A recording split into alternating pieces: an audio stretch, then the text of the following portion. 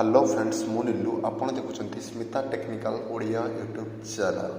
आज भिडियो आम एक उल्कापिंड विषय कथा जहाँकि पृथ्वी आड़ को बहुत जोर माड़ी आसूँ जहाँफल पृथ्वी भयंकर अघटन घटीपे। तो मुझे वीडियो आरंभ करने पूर्व गोटे छोटिया रिक्वेस्ट करुँची जदि आपण आम चैनल को सब्सक्राइब करना एवं ही आम चैनल को सब्सक्राइब कर दिंतु। तो फ्रेंड्स आपण मैंने उल्कापिंड को जानी और उल्कापिंड किपरि पृथ्वी पर पड़े ता विषय में जानी। एक उल्कापिंड विषय में कथा जार नाम अच्छे आपोफिस।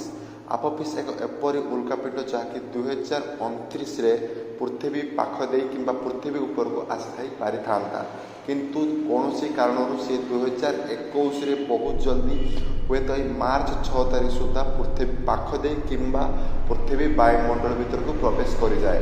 तो आपण जानते जो वायुमंडल बाहर आम जो गैलेक्सी रही बहुत सारा चट्टाण बुलूँ जहाँ को आम उल्कापिंड कही था। बेले बेले से उल्कापिंड पृथ्वीर वायुमंडल भीतर को पशि जाती से निआं लगी जाए जहाँकि बहुत छोट छोट होता किंतु आपोफिस एकरी उल्कापिंड जहाँकि आकार में बहुत बड़। आप प्यारिस देखते जो आईफेल टावर ताठारू उल्कापिंडी बड़। तो आप भाईपार जदि पृथ्वी पड़ो यह केते मात्रा क्षति कराई पारे।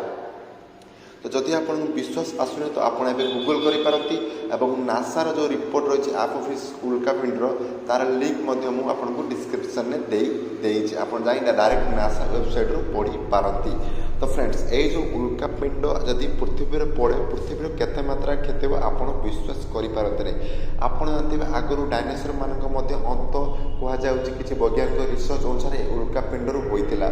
तो आप जानतु आप जानते कि जो नागासाकी हिरोशिमा जो परण बम पड़ा तार जी मतलब होता जो विस्फोरण जहाँ होता जदि आपोफिस जो उल्कापिंड आम पृथ्वी पड़े तार 65,000 गुणा अधिका क्षति कराइब। तो आप विश्वास करूँ जदि उल्कापिंड पड़ुची पृथ्वीर किसी देश पूरा माटी रे मिसीजे।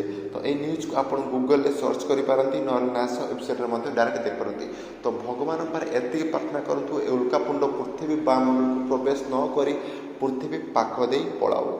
जदि ये भूल रे भी पृथ्वीर वायुमंडल तू प्रवेश करनेला ताहले हुए तो सी कौ देश पर पड़ो क्या पड़ो आम कि भी कल्पना करें हुए तो यह उल्कापिंड पृथ्वी को पूरा ध्वंस करदे पारे।